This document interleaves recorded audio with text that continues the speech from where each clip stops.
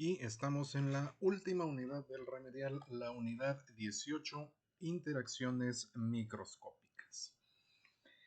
Esta técnicamente no debería ser la más grande de las unidades, voy a tratar de hacerla lo más corta posible, pero es muy extensa en el sentido de que hay demasiada información, demasiado reciente en términos de la humanidad. Bueno, vamos a comenzar con una radiación, la radiación del cuerpo negro. Hacia finales del siglo XIX se propuso un problema interesante desde el punto de vista de la física. ¿Cómo era posible que algunos cuerpos huecos irradiaran energía por un pequeño agujero cuando se calentaban? La teoría y la práctica, la experiencia, la experimentación, tenían una cierta concordancia cuando se trataba de ondas de baja energía, pero los cálculos se salían de toda proporción cuando las ondas tenían una mayor energía. Daban unos valores tan ridículos las ecuaciones comparado con lo que estaba pasando en la práctica que era evidente que algo estaba saliendo mal. Cuando se calientan y observan estos cuerpos huecos, a los que se les llamó cuerpos negros porque absorben la mayor parte de la radiación que reciben, se encontró que ciertas longitudes de onda de la radiación electromagnética que emitían por su agujero se distribuía de una manera no uniforme. Conforme iba aumentando su temperatura, la energía irradiada iba pasando por todos los colores. Comenzábamos por el infrarrojo. Lo voy a ir pintando. Comenzamos por el infrarrojo y de pronto pasábamos al rojo.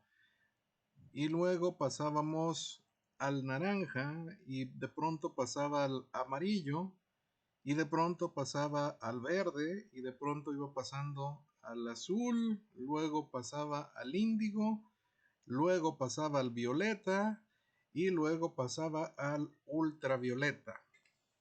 Pero las mediciones de su intensidad tenían un pico en un valor intermedio.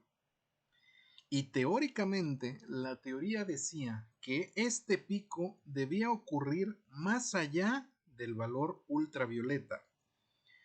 Los físicos experimentales demostraron que esa cosa no ocurría, es decir, el pico se quedaba en medio por alguna extraña razón. Los físicos teóricos pues terminaron bautizando el fenómeno como la catástrofe ultravioleta. Entonces, el espectro de emisión de la radiación de un cuerpo negro no era posible explicarlo con la teoría clásica del electromagnetismo ni la mecánica clásica. ¿Cómo funcionaba el experimento? Nosotros íbamos a tener un cuerpo habitualmente negro e íbamos a tener un agujerito en el interior.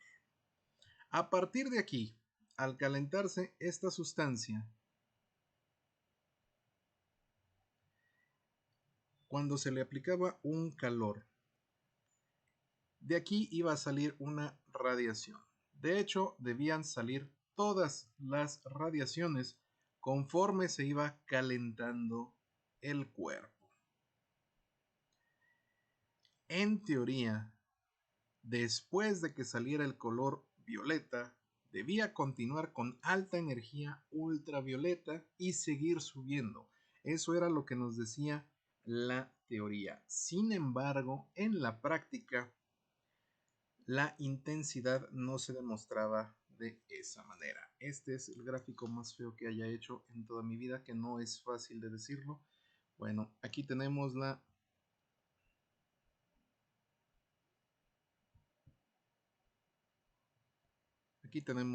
intensidad y aquí tenemos la longitud de onda emitida.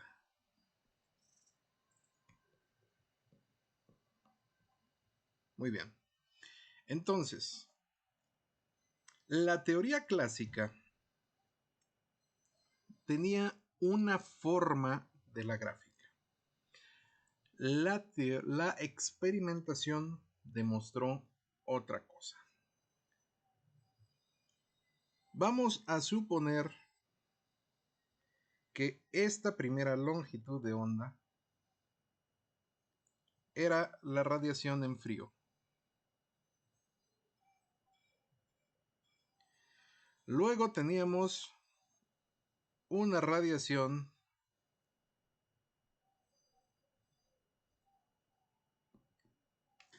la voy a poner más cerca por acá.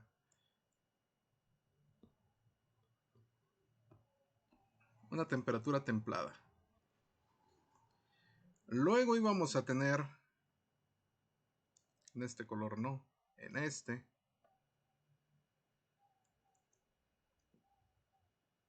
ahora sí, caliente. Y luego íbamos a terminar con una muy caliente.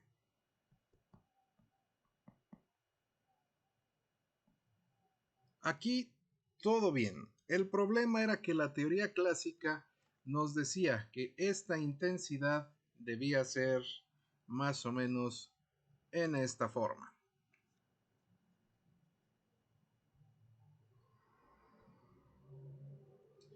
Y la teoría nos falló miserablemente. Todo estaba concentrado más o menos en un pico hacia la mitad de, la radiación emitida. Este espectro, que ya habíamos dicho que no era posible explicarlo con la teoría clásica del electromagnetismo, tampoco era posible explicarlo con la mecánica clásica, se debía a que estas dos teorías predecían una intensidad de la radiación a bajas longitudes de onda infinita. Baja longitud de onda significa alta frecuencia. ¿Quién resolvió este problema? Fue el físico alemán Max Planck. Planck se dio cuenta de que la radiación electromagnética solo se podía propagar por medio de paquetes de energía discretos. Estos los llamó cuanta, que significa cuánto. Cuánto nos referimos al término griego que significa unidad. Cada uno de ellos es una unidad. Esto es decir, tenemos un electrón y no podemos tener medio electrón. O está completo o no está. Completo o no está. La energía, la radiación electromagnética, solo se puede propagar en paquetes de energía discretos. Max Planck estaba pensando tanto en el problema de la irregularidad de la radiación del cuerpo negro que se puso a trabajar hasta encontrar una solución que publicó en el año de 1900. Para que los cálculos teóricos coincidieran con las pruebas empíricas de campo, Planck propuso que la luz se emitía en breves destellos. Cada uno de estos va a ser lo que ahora conocemos como un fotón. Pero en aquel tiempo, para Planck se llamaba únicamente un cuanto. La teoría, por cierto, se ha modificado bastante. Planck, decía yo, propuso que la luz se emitía en cuantos, en breves destellos. Esto se resume en las célebres y simples, engañosamente simples ecuaciones más hermosas, por así decirlo, de la ciencia física en el siglo XX y de cierta manera en el siglo XXI. La ecuación primaria, me gusta un color diferente para esta. la ecuación primaria de que E es igual a H sobre F. Ahí está. Esta es una hermosa ecuación. La voy a hacer todavía más hermosa, que se note. E es igual a H sobre F. Ahora sí, E es la energía emitida por cuantos por un cuerpo negro. La F es la frecuencia de la radiación emitida y la H es la constante de Planck. Esto fue la revolución de la física. La constante de Planck, H, es un valor numérico que habitualmente se toma como 6.6 por 10 a la menos 34 joules por segundo. Así fue posible calcular la energía de la radiación que se emitía por un cuerpo negro, y Planck abandonó completamente la física clásica. Planck propuso que la energía electromagnética se emitía en forma de partículas y no en forma de ondas. Esto fue una reivindicación de la naturaleza corpuscular de la luz que ya habíamos hablado ayer. Con esta revolucionaria suposición, Planck, por cierto, jamás la terminó de aceptar del todo. Esta suposición eliminó el dilema de la catástrofe ultravioleta. Ya había una ecuación que podía calcularlo todo con precisión. Y así terminó la física clásica como la conocemos actualmente y abrió el capítulo de la física cuántica que domina toda la ciencia ahora. Ahora, otra vez, voy a repetirlo con claridad y con lentitud. No eliminamos la física clásica. La física clásica podemos utilizar todo lo aprendido en el pasado porque en escala macroscópica y a bajas velocidades y a bajas cantidades de energía, como es nuestra vida diaria, la física clásica nos proporciona ecuaciones más sencillas para trabajar. Sin embargo, en escala microscópica, con altas o muy bajas cantidades de energía, es la física cuántica la que hace todo el trabajo. Bueno, la mayoría de los científicos se negaban a aceptar la emisión de radiación del cuerpo negro propuesta por Planck. Pero hubo alguien que se dio cuenta de que eso solucionaba más problemas. Ese alguien fue Albert Einstein. Para Einstein, esta solución explicaba el fenómeno del efecto fotoeléctrico. Ya habíamos también dicho ayer algo sobre el efecto fotoeléctrico, que es la liberación de electrones en algunos materiales cuando se recibe luz u otra radiación con suficiente energía. Einstein había demostrado que el efecto fotoeléctrico de la luz consiste en pequeñas partículas sin masa, llamadas fotones, cuya energía depende de su frecuencia. Ahora sabemos que el fotón sí tiene masa, pero es mínima, nula. Einstein pensaba que tenía absolutamente cero masa, pero hoy sabemos, gracias a sus mismas ecuaciones, que sí deben tener masa, aunque es mínima. Bueno, el efecto fotoeléctrico explica por qué una luz de baja frecuencia no produce un efecto fotoeléctrico, no produce electricidad. Los fotones sencillamente no tienen la energía suficiente para arrancar los electrones del material. Pero los fotones de alta frecuencia sí lo hacen. Este efecto tiene varias aplicaciones prácticas. Una de ellas es la cámara web con la que me estoy grabando y las pantallas de laptops o de celular con la que ustedes me están viendo. Cámaras de televisión, cinescopios, fotómetros, cámaras fotográficas, células fotoeléctricas. Todo lo que puede emitir y recibir luz funciona con el efecto fotoeléctrico.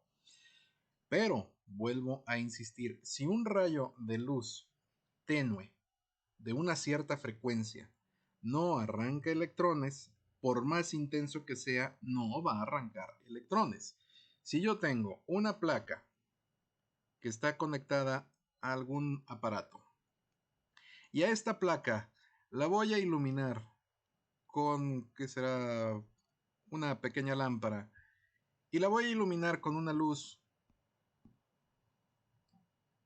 Si esta luz no es lo suficientemente fuerte para excitar la placa, no va a generar para nada electricidad. Y no va a generar electricidad aunque yo ponga 2 lámparas o ponga 3 lámparas y trate de iluminar el mismo lugar.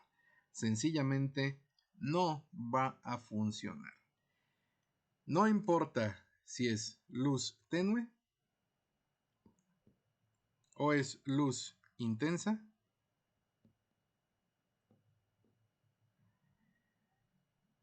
Si no tiene la frecuencia adecuada, no va a trabajar con el efecto fotoeléctrico y ya.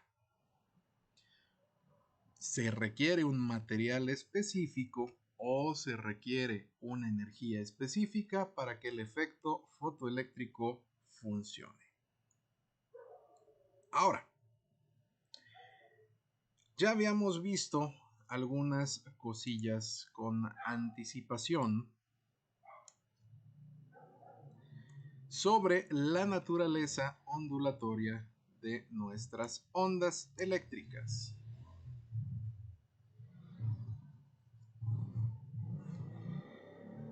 Planck y su efecto fotoeléctrico nos dieron la oportunidad de entender que la luz funciona como pequeños paquetes de energía.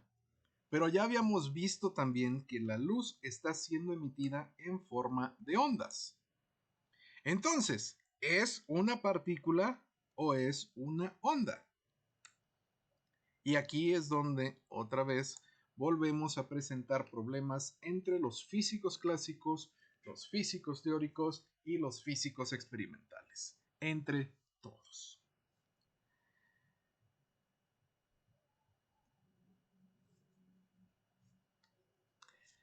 La luz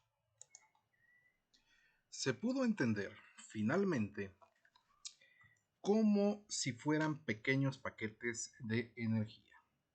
Pero ya habíamos visto y ya sabemos que la luz se comporta como una onda. Entonces, ¿es una partícula o es una onda? Louis de Broglie, un físico francés que había trabajado con las ecuaciones de Einstein, se dio cuenta de alguna manera de que la posibilidad de que la luz fuera al mismo tiempo partícula y onda debía ser cierto no solo para la luz, sino para toda la materia. Es decir, la materia iba a tener un carácter dual, se iba a poder comportar como onda y se iba a comportar también como partícula, dependiendo de las circunstancias y por tanto tendría un componente ondulatorio. Esta hipótesis también produciría una nueva unificación en el mundo de la física. Si bien ya sabemos que para efectos prácticos un fotón tiene una masa equivalente a 0, un electrón sí tiene una masa, cuando menos tiene una masa distinta de 0. Por tanto, de Broglie decidió hacer el experimento. ¿Qué pasaría si en vez de utilizar fotones utilizo electrones? Sabemos que los electrones tienen masa, por pequeña que sea, pero tienen masa. Entonces, aprovechemos la masa de los electrones y veamos si se comportan como partícula o se comportan como ondas. Si se comportan como ambos, entonces vamos a tener que la naturaleza ondulatoria de la materia significa que la luz es al mismo tiempo partícula y energía y onda, pues, y que la materia se va a comportar como partícula y como onda al mismo tiempo. La energía y, y la masa, perdón, serán equivalentes. De Broglie entonces comenzó a hacer su experimento y me acabo de dar cuenta que no puse su nombre. Louis de Broglie. De Broglie entonces imaginó una onda asociada a las partículas que las acompaña a través del espacio y el tiempo, la cuarta dimensión. A estas ondas las denominó ondas guía u ondas piloto. Estas ondas no son meras abstracciones teórico-matemáticas que explican un comportamiento. Realmente son magnitudes asociadas con el movimiento real de la partícula. De la misma manera que en un movimiento rotatorio nos va a aparecer la fuerza centrífuga y no únicamente la fuerza centrípeta, en escala microscópica nos va a aparecer una onda piloto. Esta tesis, por ejemplo, fue burla y escarnio de todos los físicos, pero la tesis fue comprobada. ¿Quién la corroboró? George Paget Thomson, hijo de Joseph John Thomson. Y esto es interesante porque J.J. Thomson demostró la propiedad corpuscular de los electrones, es decir, que los electrones eran cuerpos, eran cuantos de energía. Y George, su hijo, demostró que los electrones se comportaban como partícula. ¿Cómo fue el experimento? Básicamente, la demostración experimental, es más, voy a ponerlo aquí antes de que se me olvide. Bueno, voy a borrarlos estos de aquí.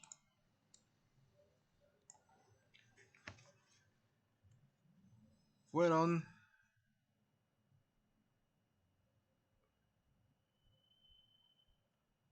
George Paget Thomson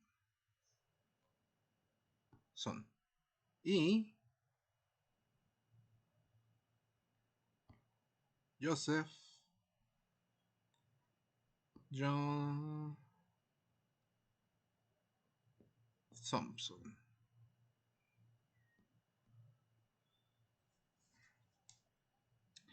Ambos dos demostraron la propiedad corpuscular de los electrones y la naturaleza ondulatoria de los electrones. El experimento fue sencillo. Básicamente, se hicieron chocar electrones contra un blanco metálico. El haz de los electrones debía pasar únicamente en la misma posición en la que estaban siendo emitidos. Si fueran rayos, los electrones debían caer todos en el mismo blanco. Sin embargo, esto fue lo que sucedió. Aquí estamos viendo de manera más o menos clara el resultado de un patrón de interferencia de electrones al pasar por un prisma electrostático. Esto demostró sin lugar a dudas la naturaleza ondulatoria de la materia y por tanto la razón de la propuesta de Planck y de Broglie. Aquí podemos observar dónde tenemos mayores concentraciones de energía, pero también tenemos miles de puntitos alrededor. Esto no puede darse si la naturaleza es de si los electrones son de naturaleza corpuscular únicamente. Solo se puede dar si es al mismo tiempo una onda y una partícula. Todas estas cosas son la prueba innegable e indiscutible de que la materia es al mismo tiempo onda y partícula. La demostración experimental en apoyo a esta teoría de las ondas de Planck vino de parte de un físico y un premio Nobel estadounidense llamado Clinton Joseph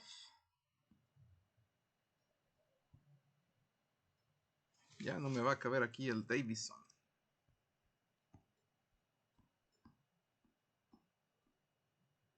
Clinton Joseph Davison. También del físico Lester Halbert. Sí. Lester Halbert Germer. Y nuestro conocido George Paget Thompson. Ellos fueron los que hicieron este experimento de la dualidad onda y partícula de la materia. Este hermoso experimento. Observaron a los electrones después de que chocaban contra un tubo de níquel metálico dentro de un tubo al vacío. Encontraron que el haz de electrones no solo se reflejaba en el níquel, también se difractaba. La difracción solo la tienen las ondas. Esto fue sorprendente. Las ondas, solo las ondas son capaces de difractarse. ¿Por qué se estaba difractando la materia? Este descubrimiento afirmó la teoría de las ondas asociadas a la materia y se abrieron nuevas posibilidades para observar cuerpos microscópicos con ayuda de microscopios de difracción electrónica. Y no solo eso, eventualmente los microscopios trabajarían directamente con los electrones, ya no únicamente con los fotones, sino con los electrones. ¿Por qué? Porque los electrones tienen una propiedad básica que no tienen los fotones: masa. Y la masa se puede medir. Ya hemos dicho, y no me voy a cansar de decirlo, que el fotón también tiene masa, pero es una masa mínima, en tanto que la masa de un electrón es comparativamente más elevada. Esto permite observar de manera indirecta, ya no directa, la materia. Esto nos da todavía pie a más cosas. ¿Qué forma tiene la materia? Voy a borrar a nuestros amigos aquí para tener un poquito de espacio. ¿Qué forma tiene la materia? Pues no es fácil de averiguar. No ha sido fácil de distinguir, pero hay algunos avances muy importantes. Ya de una vez borro la unidad 18. Vamos a comenzar con un viaje hacia la Grecia antigua. Los griegos ya tenían una ligera idea de lo que podía tratarse la materia. Para Demócrito, el átomos era la parte más pequeña de la materia y lo que ya por sí mismo era indestructible. Tú puedes tomar un trocito, digamos, de vidrio y este vidrio partirlo, pulirlo y quedarte básicamente con un granito. Este granito ya debería ser un vidrio, un átomo de vidrio, pero no lo es, porque este granito todavía se puede dividir en partes más pequeñas. La escala atómica es tan pequeña que el ojo humano no la puede ver sin ninguna clase de ayuda.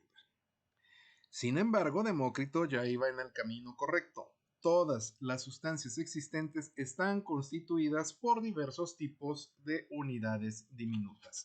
El hecho de que algunos hayan pensado que las unidades diminutas eran agua, aire, fuego y tierra nos da una idea de que iban por el camino correcto, pero se desviaron mucho antes. 2000 años después de Demócrito, más o menos por el año 1800 de nuestra era, John Dalton, que fue famoso por haber descrito la ceguera al rojo y al verde, John Dalton descubrió que los elementos químicos en realidad estaban formados por partículas muy pequeñas. Por asociación, llamó átomos a estas partículas pequeñas e indivisibles. Por cierto, y a propósito de Dalton, he dicho yo que Dalton era ciego al rojo y al verde. En realidad no es que fuera ciego. Dentro de nuestro ojo existen unas pequeñas partículas llamadas bastones y conos. Algunos de ellos están especializados en el color. Tenemos bastones que detectan la ausencia o presencia de luz y tenemos conos que detectan la presencia o ausencia de un color. Normalmente son sensibles al rojo, al verde y al azul. Una persona daltónica, que no es únicamente aquella que nació en Daltonia, es incapaz de distinguir el rojo del verde. Curioso, pero así es. Si ustedes son incapaces de distinguir este tono de rojo de uno de estos tonos de verde,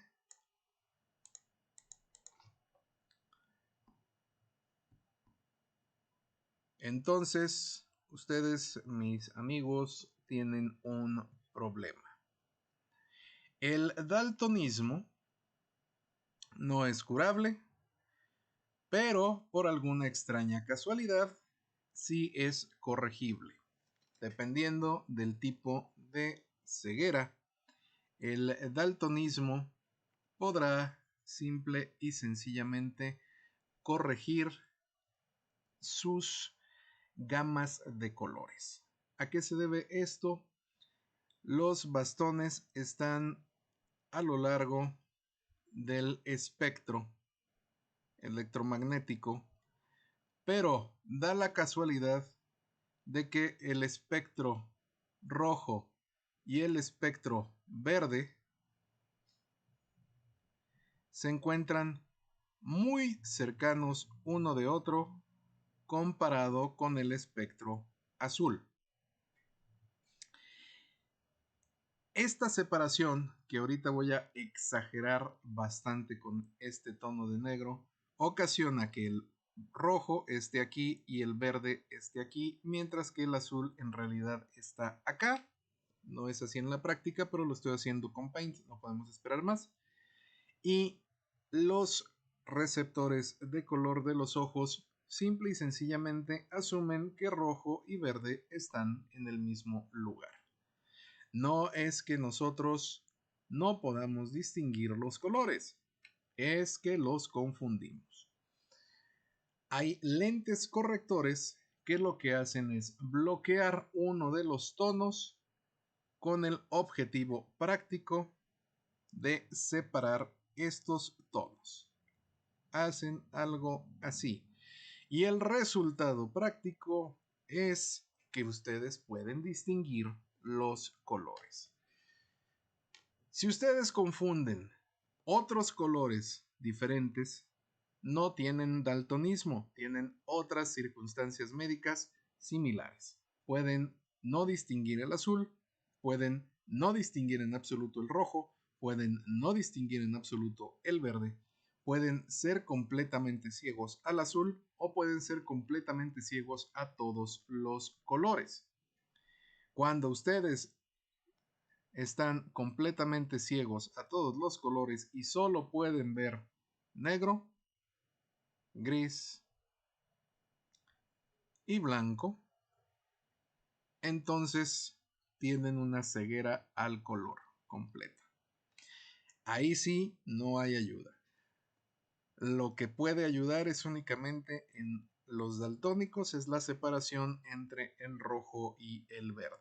Si ustedes tienen daltonismo, busquen unos lentes especiales y su vida va a cambiar. Van a disfrutar no de los 27 millones de colores que se supone puede distinguir un ojo normal, pero en vez de distinguir los 3,5 millones que se supone que distingue el daltónico, van a poder ustedes distinguir algo así como 16 millones y eso van a notar la diferencia. Bueno, ha terminado aquí esta especie de comercial, ni siquiera sé dónde venden esos lentes, pero esta era la nota original. John Dalton entonces pensaba que los elementos químicos estaban separados en pequeños átomos que tenían una forma similar a una sandía. Pues sí, a una sandía. Lo que Dalton decía era que teníamos un átomo y dentro del átomo estaba metido todo el material.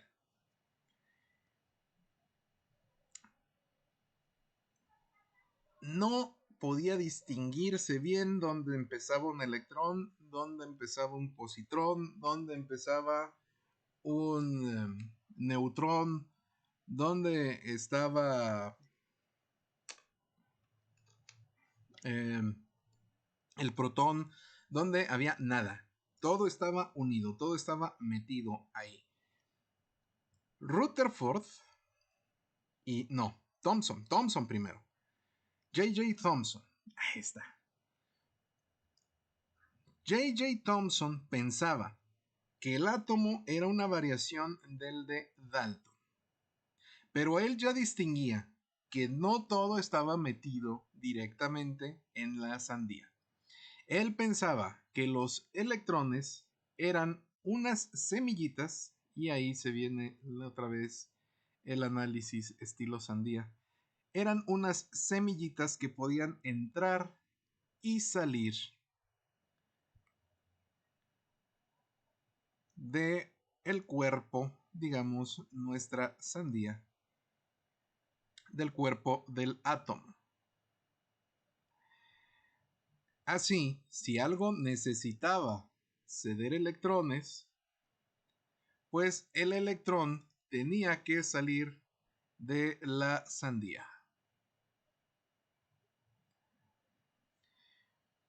¿Cómo? Thomson nunca nos dijo.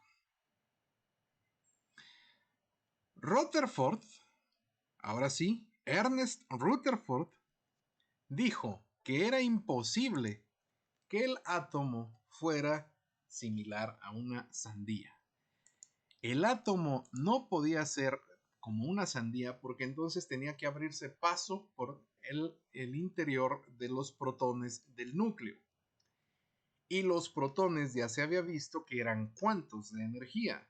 Por tanto, no puedes atravesar un cuanto de energía para sacar otro, porque eso significa que el cuanto de energía del protón no es en realidad un cuanto. Son varios cuantos. Y no era así. Rutherford pensaba que el átomo en realidad tenía una serie de protones en el interior. Ya vamos a suponer que era 1, que era 2, que era 3.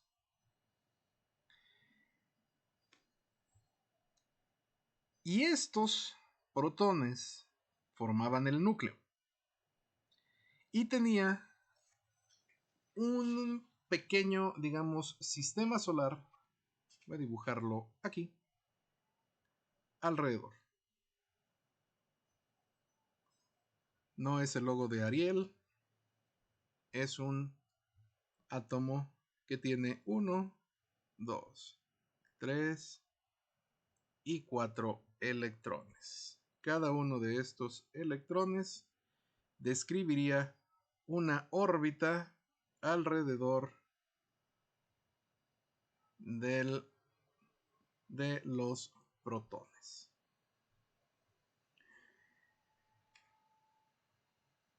Esto tenía mucho mayor sentido. Demostraba un cuidadoso análisis de los cuantos de energía del electrón y los cuantos de energía del protón, y también permitía entender la interacción entre el protón y el electrón con una especie de atracción gravitacional, tomando en cuenta que el protón es positivo y el electrón es negativo, y en electromagnetismo, negativo y positivo deberían atraerse.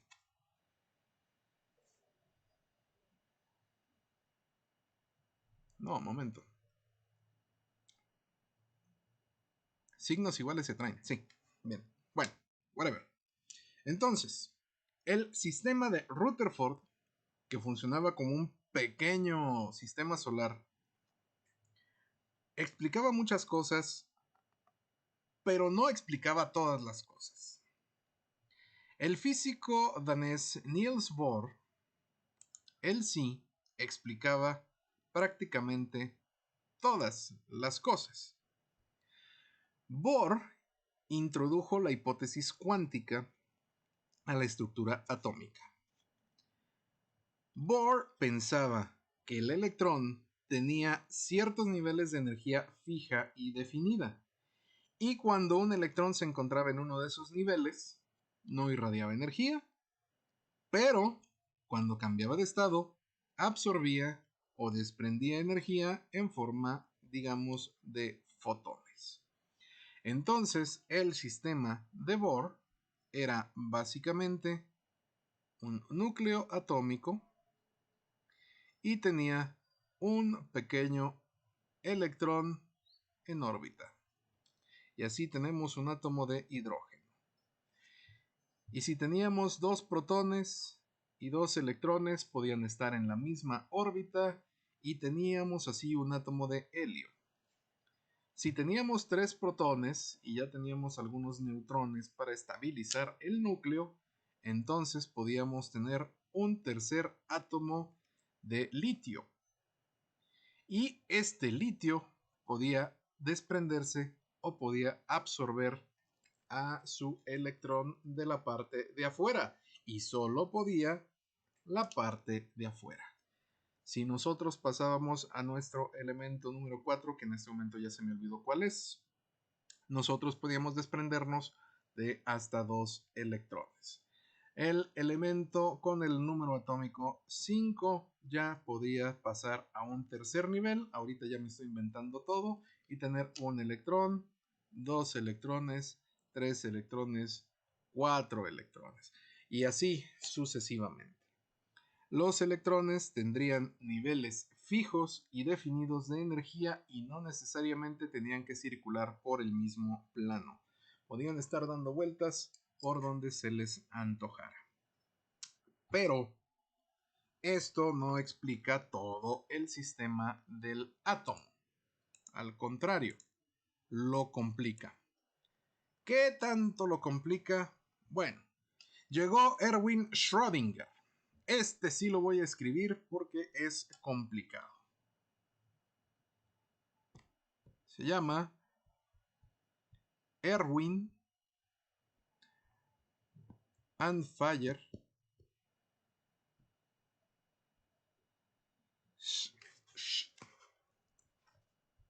Schrödinger.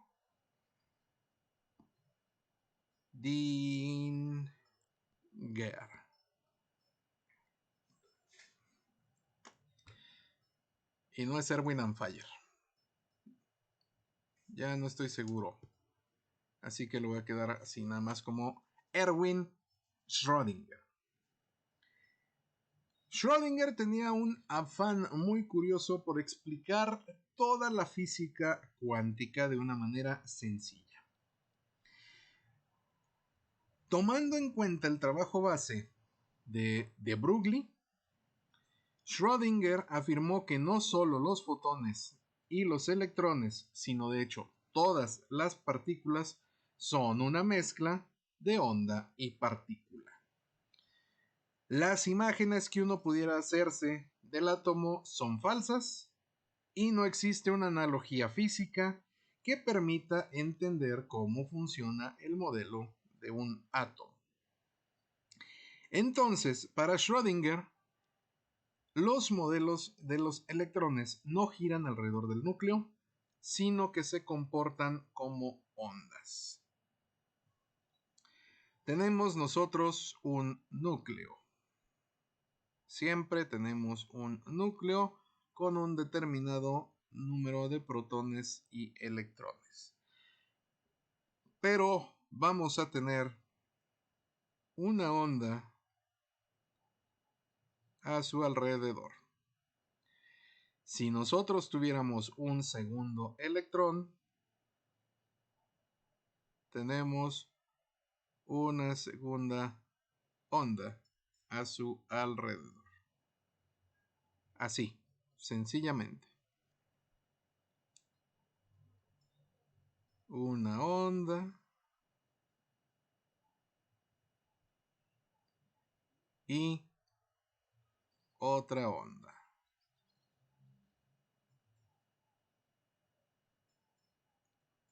Si tuviéramos más átomos, o más bien átomos más grandes, si tuviéramos más electrones, lo único que tenemos que hacer es agregar una onda acá arriba. Y agregamos otro electrón y agregamos su onda acá arriba. Y así podemos explicar lo que queramos. Con este modelo, no es posible determinar toda la trayectoria y posición de un electrón al mismo tiempo. O sabes dónde se encuentra el electrón, o sabes desde dónde venía, con qué velocidad lo hacía y hacia dónde va. ¿Por qué? Las ecuaciones se dedican a encontrar la probabilidad de que un electrón se encuentre en una región del espacio del átomo. No es un modelo físico, es un modelo probabilístico. Aquí es donde viene el grave problema, entre comillas, del átomo de Schrödinger. Los electrones se comportan como partículas, pero también se comportan como ondas. Y no puedes calcular al mismo tiempo la posición de la partícula y su velocidad. Más que un modelo físico, el de Schrödinger es un modelo matemático. Pero esto tiene ciertas implicaciones y son implicaciones muy fuertes porque tienen gran relación con el cuerpo negro y con el efecto fotoeléctrico. Y vamos a pasar a la parte prácticamente final, a la recta final de este episodio. La luz, ya sabemos que es una partícula que se comporta con forma de onda. Los experimentos de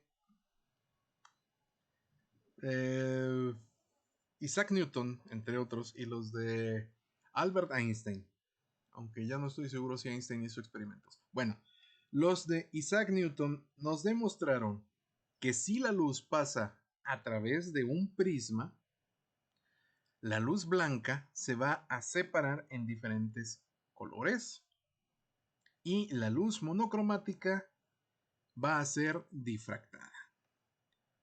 Esto lo ejemplificamos con el clásico prisma de Pink Floyd. Nos entra una luz blanca y en el interior el prisma nos va a sacar luz de diferentes colores.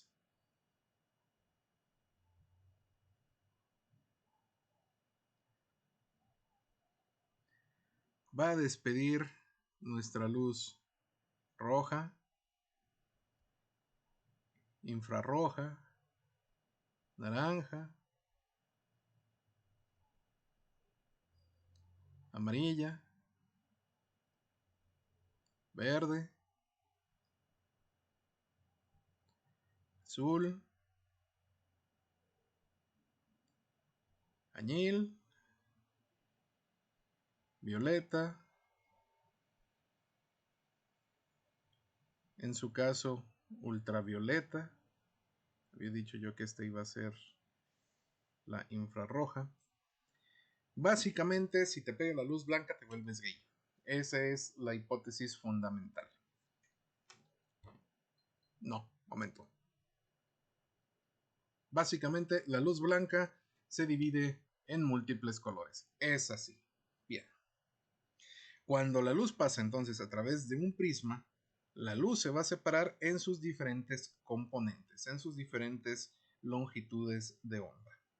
La luz puramente blanca produce una gama de colores continua. Pero, ¿qué pasa con los gases de los elementos en estado gaseoso? Los gases de los elementos en estado gaseoso. Guillermo Ruiz, 2020. Si nosotros sometemos cualquier elemento a una alta temperatura, el elemento obviamente se va a calentar. Y ya sabemos que llega el momento en que empieza a emitir radiación. Es lo que habíamos hecho con el cuerpo negro. Empieza a emitir radiación. Y esta radiación, esta luz, nosotros la podemos medir por medio de un espectrómetro. ¿Qué es un espectrómetro? Básicamente es una pantallita blanca en la cual nosotros nos vamos a poder dar cuenta de qué cosas están presentándose en la pantalla. Tenemos un espectro y este espectro es físicamente imposible que cambie. Siempre va a empezar por el rojo, siempre va a terminar por el violeta.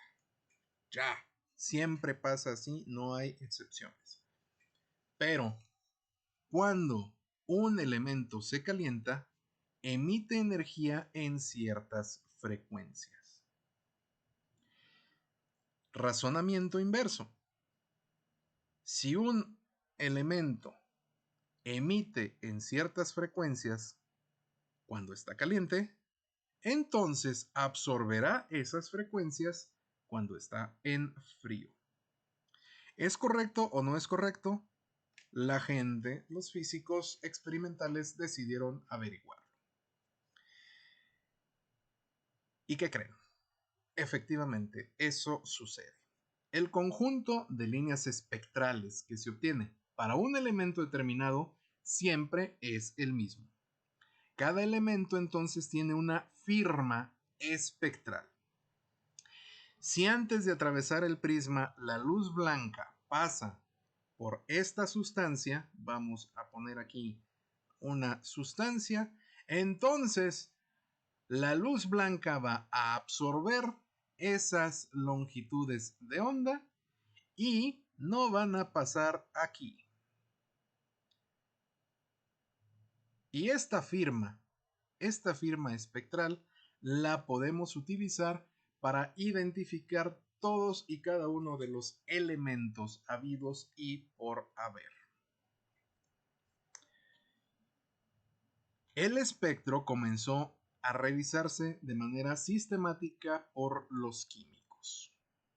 Dado que es característico de cada elemento y sirve para identificar a cada uno de los elementos de la tabla periódica por visualización y análisis, obviamente, de las líneas de absorción o emisión de su espectro, se pueden identificar elementos que no se habían identificado antes. Si yo tengo una firma espectral, digamos así, y hay líneas que yo no reconozco y sé que estaban únicamente presentes en un elemento que ya habíamos identificado antes, significa que hay un segundo elemento ahí.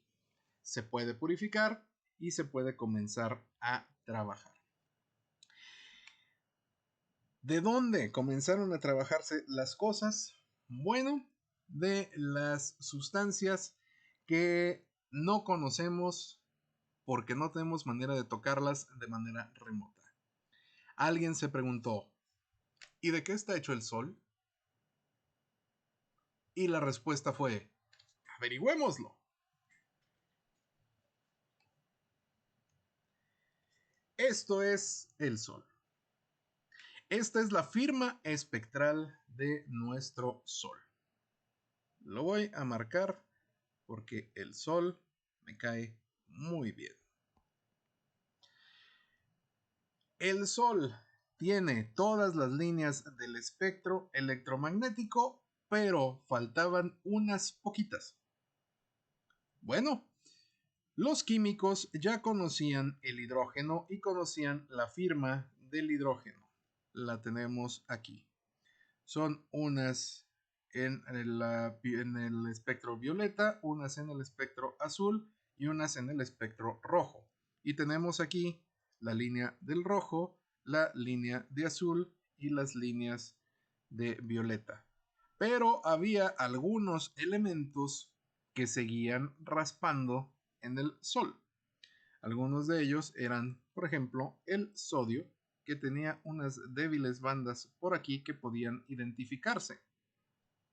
Pero aún así, si observan ustedes con cuidado, nos siguen haciendo falta bandas. Tenemos bandas que van a ser una como esta, una como esta, una por aquí, una por acá, una por acá, una otra por acá, que no conocemos exactamente y que no se habían identificado en la Tierra. Sorpresa, sorpresa, sorpresa. ¿Qué fue lo que pasó? ¿Qué fue lo que sucedió? Los químicos se dieron cuenta de que en el Sol debía haber un elemento que no necesariamente estaba presente en la Tierra en grandes cantidades. Pero si el Sol tenía hidrógeno y tenía sodio, entonces ese elemento desconocido también tenía que estar en la Tierra. Se empezaron a revisar todas las cosas, todos los elementos que estaban en la tabla periódica y empezaron a aislarse elementos en forma de gas. Uno de esos elementos resultó ser el helio. Sorpresa, sorpresa. El helio, que era un gas muy ligero, explicaba algunas de las líneas del Sol. Aquí ya no lo tengo a escala, pero perfectamente identificaba esta línea, identificaba una línea que está por acá, identificaba una línea de verde, identificaba una de azul y identificaba incluso una de violeta. Esto nos daba entonces en cuenta, nos daba perfectamente claro, nos establecía que en el Sol existía helio. Y si en el Sol existía helio y nosotros teníamos helio, entonces el Sol y la Tierra estaban hechos de los mismos materiales y por tanto se reidentificaba la forma de que todos los planetas estaban hechos de la misma sustancia y por tanto estaban sujetos a las mismas leyes. Así de sencillo, las leyes de la naturaleza. El espectro del Sol permitió identificar la existencia del helio 25 años antes de que el helio se descubriera en la Tierra. Y ahora ese noble gas sirve para inflar globos, pero también sirve para soldar. Sirve para crear una atmósfera inerte. El helio es un gas noble, lo que significa que no reacciona con nada si puede evitarlo. Las líneas espectrales son entonces, digamos, la huella digital de nuestros elementos. Y hablando de elementos, seguimos aquí identificando todas estas líneas del Sol. Básicamente, el Sol está compuesto por hidrógeno, helio y elementos ligeros, litio, sodio y calcio. La línea del hidrógeno es la más sencilla de todas, es una línea en el rojo, una línea en el azul, una línea en el añil y una línea en el violeta. El sodio tiene un montón de líneas en rojo, líneas en naranja, en verde, en azul y en violeta. El calcio tiene en rojo, naranja, amarillo, verde, azul, violeta. ¿Qué pasa si nosotros calentamos sodio y calentamos calcio? Ojo aquí, esto es muy importante porque va a explicar algunas de las luces que nosotros tenemos en la vida diaria. El sodio y el calcio tienen una combinación de colores que al calentarse nos permite trabajar con prácticamente todas las tonalidades de la luz. La luz de sodio y la luz de calcio, de hecho la luz de calcio es todavía mejor. Si ustedes calientan calcio hasta que llegue al rojo blanco, literalmente va a estar emitiendo en todos los tonos de la luz que puede percibir el ser humano. Todos los tonos prácticos. Tenemos rojos, naranjas, amarillos, verdes, azules, violetas, todos. Y por tanto, la combinación de esas luces, el ojo la identifica como luz blanca. ¿Qué tan buena es la luz de calcio para iluminar? Básicamente, en inglés, el término de la luz de teatro es limelight.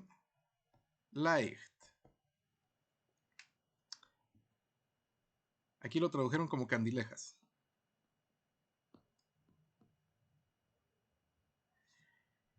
La luz de calcio, la limelight, sirvió durante muchos años para iluminar teatros. La luz de sodio, observen ustedes que también está trabajando con prácticamente todos los colores del espectro. La luz de sodio la utilizamos en las lámparas de calle.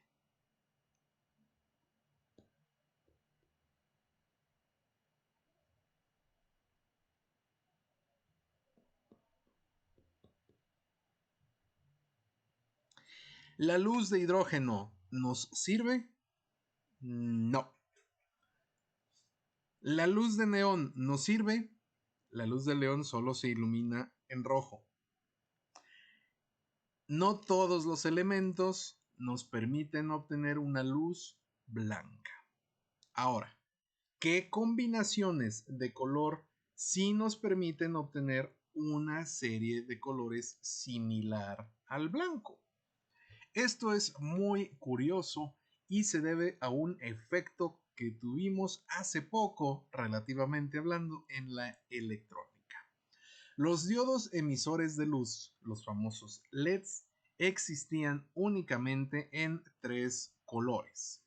Estos colores son el rojo, el naranja y el amarillo. Y alguien, por alguna extraña casualidad del destino, encontró unos años después la luz verde. Ya estamos prácticamente con todo el espectro de luz, pero nos falta un color en específico. Durante de los 60 al año 2000, 40 años aproximadamente, 40 años, los LEDs estuvieron disponibles únicamente en color rojo, naranja, amarillo y verde.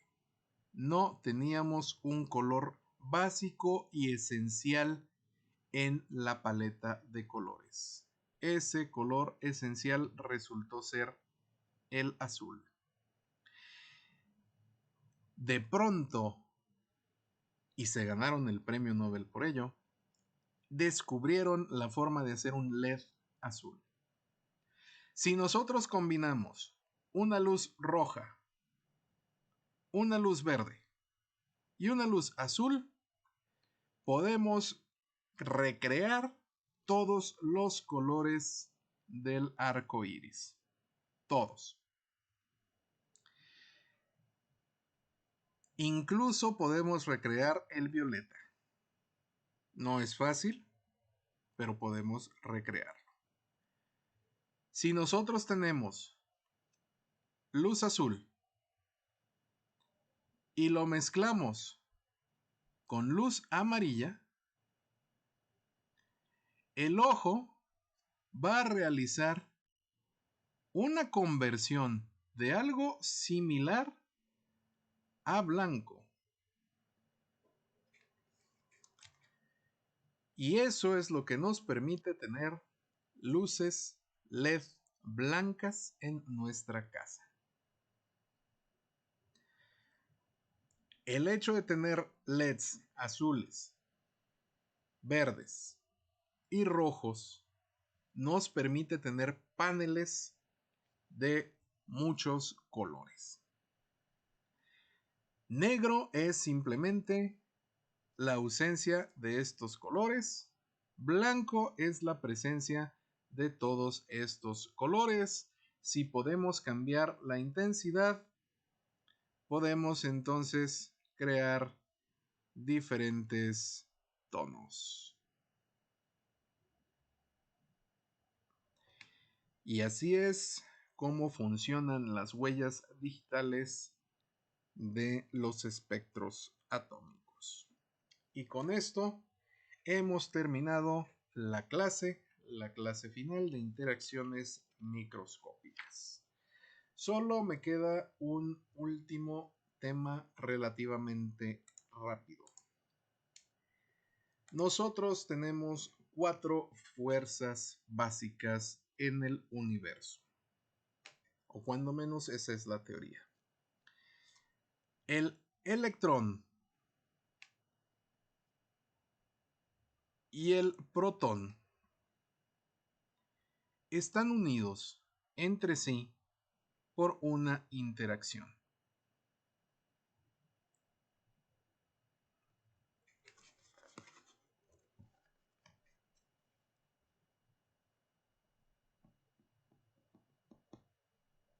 Qué feo escribí interacción, la voy a poner mejor acá.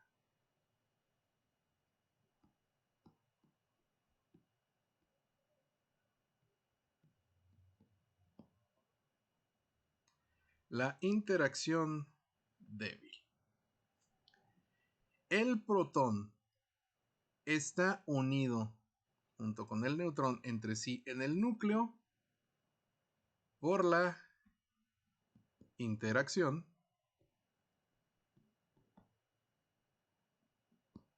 fuerte. Los electrones por sí mismos trabajan entre sí por medio de la interacción electromagnética. Mejor lo voy a escribir directamente porque esto no se va a ver para nada.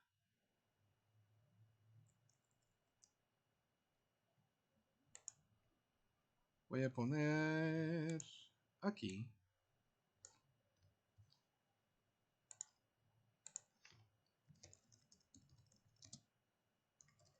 Interacción fuerte.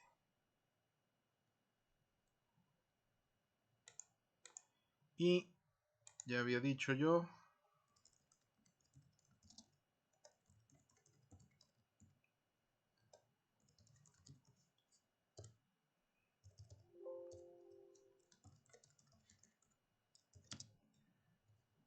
interacción fuerte,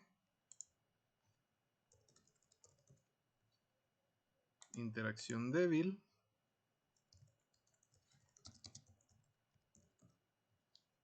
ok, interacción débil, electrones y protones, electrones, interacción electromagnética, y los protones se mantienen unidos por la interacción fuerte. Todavía tenemos una fuerza adicional.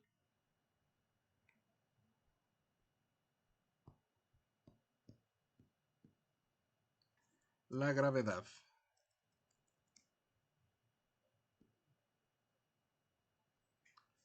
La gravedad atrae todo el conjunto. Bien. Ahora aquí tenemos una cosa interesante. Las 4 fuerzas fundamentales del universo no son 4. Son 3. No importa lo que estén viendo ahorita en la pantalla, las interacciones no son 4, son 3. ¿A qué se debe esto? Bueno, ¿a qué resulta en realidad que la interacción electromagnética y la interacción débil son la misma cosa? Así es. La interacción electromagnética en realidad es la interacción electrodébil. Las fuerzas quedan entonces como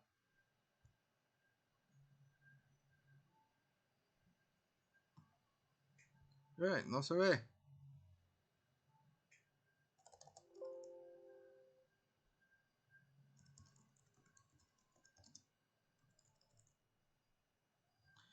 Interacción fuerte.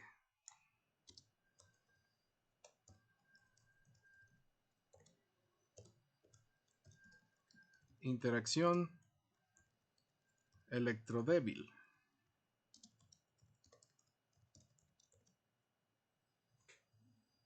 Electrones.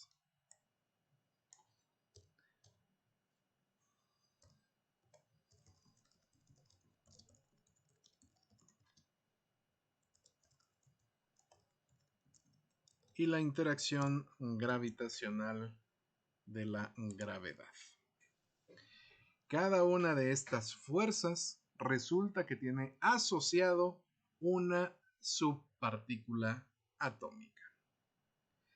La interacción fuerte está asociada a protones y neutrones. La interacción electrodébil está asociada a los electrones. Y la interacción gravitacional está sujeta a no sabemos qué. Se supone que hay una partícula subatómica con una masa que es absolutamente nula, llamada gravitrón, pero no se ha encontrado todavía, está predicha, pero no se ha encontrado.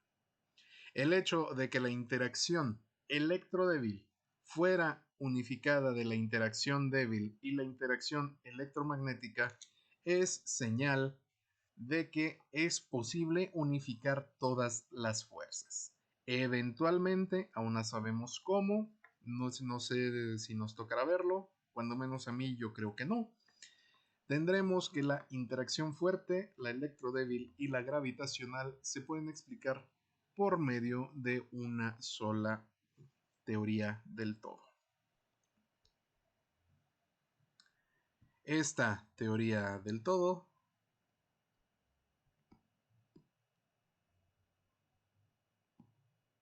será la revolución de la física.